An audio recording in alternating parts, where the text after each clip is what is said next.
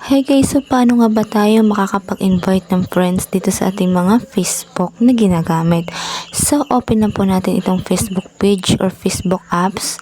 Then dito guys, sa taas, i-click nyo po yung profile nyo. Then dito, may 3 dots dito sa gilid, i-click nyo siya. Then dito guys, ay i-click nyo po yung invite people to connect. So guys, dito nga makikita natin dito yung mga friends natin dun sa isa kong account. Then, tips ko sa inyo, select all nyo na lang para lahat ay makareceive ng inyong invitation.